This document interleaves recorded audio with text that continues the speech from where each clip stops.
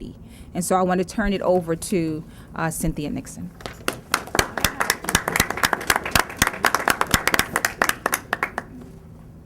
Hello, everybody. Thank you. Thank you, Zakia, for that amazing introduction, and thank you for all the work that you've done on behalf of your 8 kids and your 3 grandkids and more to come. And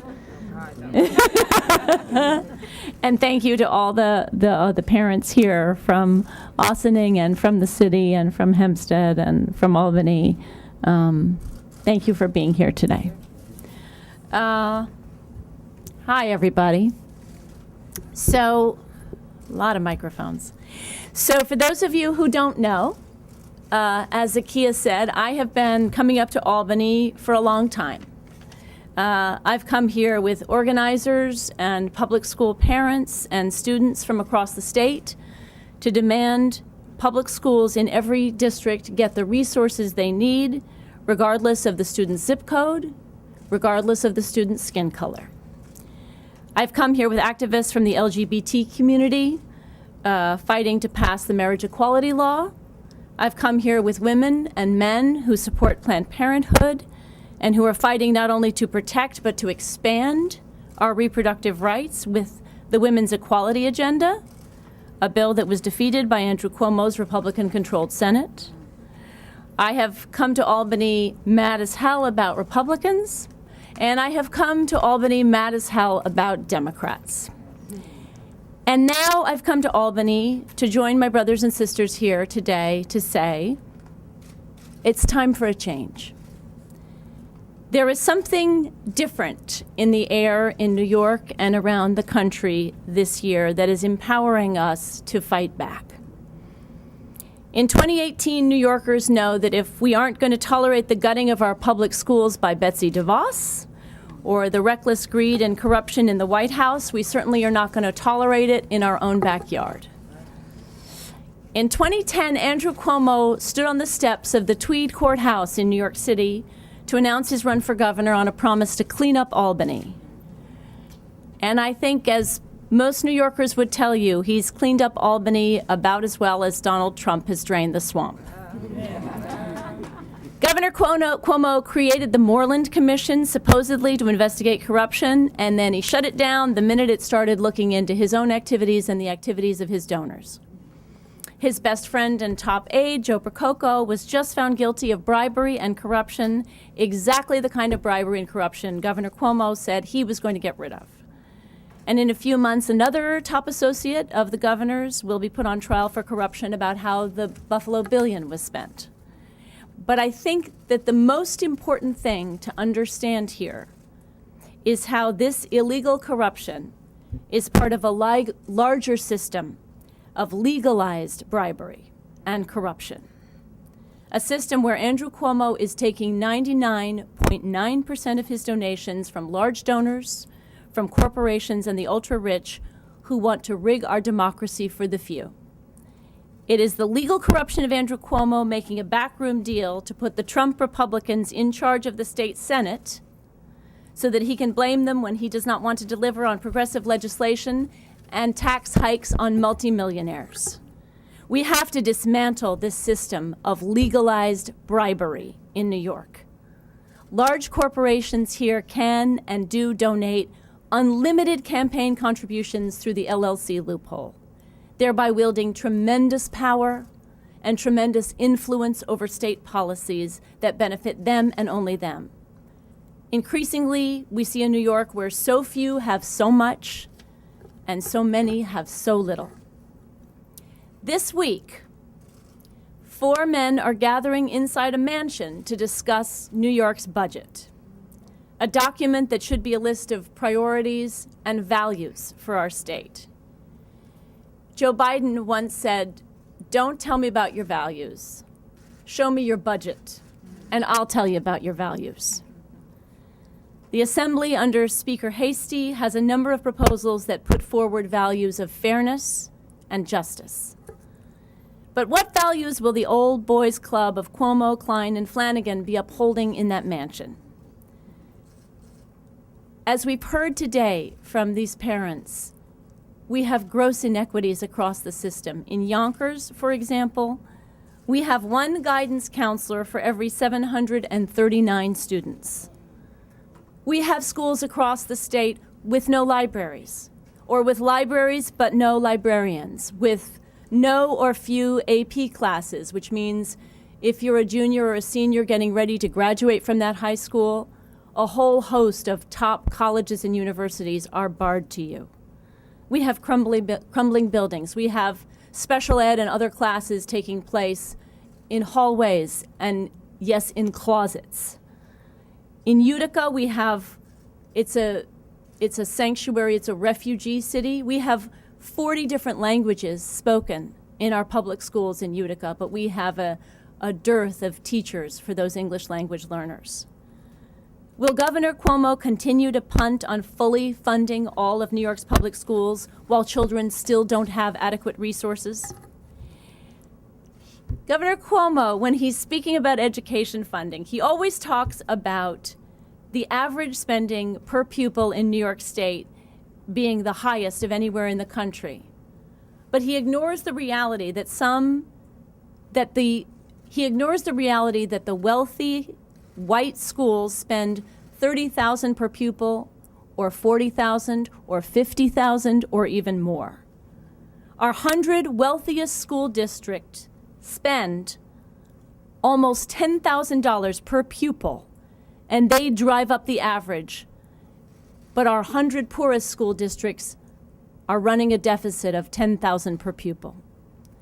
The Cuomo budget does not address students in Poughkeepsie, or Yonkers, or Central Brooklyn, or Ossining, or so many other places. Today I'm here to join public school families from across New York on calling on Governor Cuomo and the Republican IDC coalition in the Senate to embrace the plan put forward by the State Assembly majority and enact a budget that includes a $1.5 billion increase in school aid, which includes a $1.2 billion in foundation aid, and equally importantly, a plan to phase in the full $4.2 billion owed to our schools over the next 3 years. In 2014, Andrew Cuomo promised that he was going to expand pre-K to all of New York's children, not just those in New York City. In fact, he declares that he's actually done it, a la George Bush. Mission accomplished. But 4 years later, 79% of 4-year-olds outside New York City lack full-day pre-K. And under the Cuomo budget, at the funding levels he's given, it will take nearly 57 years to make full-day pre-K universal in this state. So I guess what that means is there's not hope for the vast majority of today's 4-year-olds, but there's hope for their grandchildren. Governor Cuomo's entire argument on school funding is just one big excuse to ignore the lives of students who are black or brown or working class. The Cuomo budget does not value the lives of the majority of New York's children. At a time of record inequality, why should we accept a $190 million in cuts to New York City's already underfunded child welfare and juvenile justice services, services that provide critical support for low-income children of color? The Cuomo budget contains a disastrous proposal to eliminate state funding for the Close to Home program, which since it was introduced in 2012, it has reduced the number of juvenile arrests by 52% and the number of juvenile detentions by 37%. This is a program that was founded under him that is working like gangbusters. Why would we pull it back now, just when it's really starting to gain steam? Nearly 90% of the children caught up in New York City's juvenile justice system are children of color. Why should we accept cuts that we all know will send more black and brown children into prison rather than into good schools? Why should we accept more police in our schools, making students feel like criminals instead of guidance counselors that can help them work out problems? We need more library books. We need more smart boards, not more metal detectors.